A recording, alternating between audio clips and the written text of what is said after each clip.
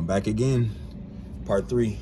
Today on how to lose body fat, we're focusing on point number 3, which is adequate hydration and making sure we're getting in our micronutrients. Let's talk about it. All right, so let's start at the top. Why is hydration so important? Well, number one, our bodies are pretty much made of about 50 to 70% of water.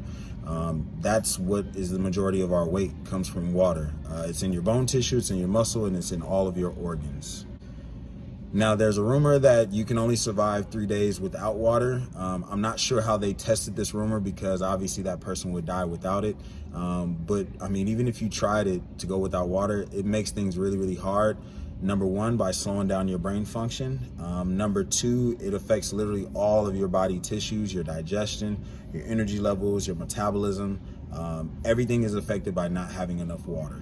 All right, guys, so now let's cover micronutrients and why they're so important to our bodies as well.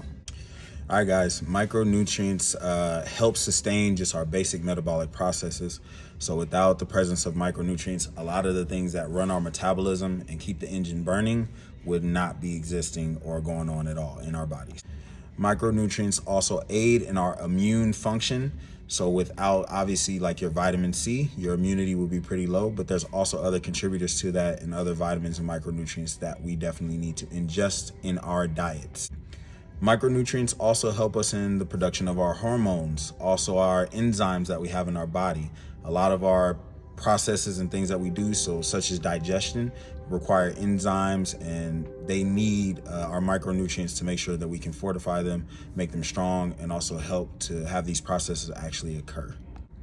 Our vitamins and nutrients also help us in using food and converting it into energy. So I know people don't think of food this way, but food is literally just energy waiting to be turned over. Yes, it tastes good and it feels good going down, but the whole point of us needing to eat is because we don't have an endless supply of energy in our bodies. Therefore, our micronutrients and our vitamins and minerals help us to turn that food that you just ate, digest it, and then convert it over to energy to be used for life. All right, so my top 3 reasons for why you should drink plenty of water and also make sure you're covering your micronutrients as much as you can. Point number 1, those 2 things in combination help drive your metabolism, period, point blank. And that's the whole goal of trying to be healthier. That's the whole goal of you trying to lose body fat. You would need to drive your metabolism to a higher level so that you can burn more calories than you ingest. That's what's going to help you sustain fat loss long term. Point number 2, this again ties the vitamins and water together. Most of our metabolic processes either require water to work or will not work as well without water present. So even if you were taking a multivitamin but you weren't drinking water, it wouldn't work as well. If you were drinking water and not getting enough of your vitamins and nutrients through your diet, your body still wouldn't work as well. So this combination is undefeated. Number 3, and to me the best point of all, is literally all of our body systems require water to work at an optimal level. And again, those nutrients don't work to help create function without water present, or the enough vitamins and nutrients present as well too. So like I said, your digestion, your energy levels, your ability to have your heart rate beating, keeping your body from cramping up, all of that is predicated on how many nutrients you have in your body and how much water is present at that time. So keep that in mind, guys. 2 quick bonus points that I want to point out as well too. Number 1 is you don't just hydrate through drinking water.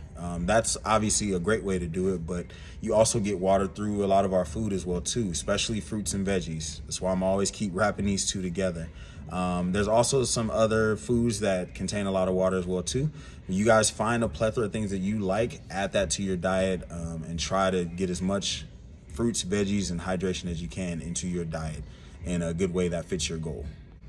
And a basic rule of thumb for point 2 for water is at least half of your body weight in ounces. I am 220 pounds, so I at least try to drink 110 ounces per day. Some days I go over because I'm exercising or I'm really busy. Some days I go under just because I'm not really conscious and not thinking of it, or I'm not as active. But that's a good rule of thumb, is to try to get half of your body weight in ounces per day. Other than that, signing off. Take care.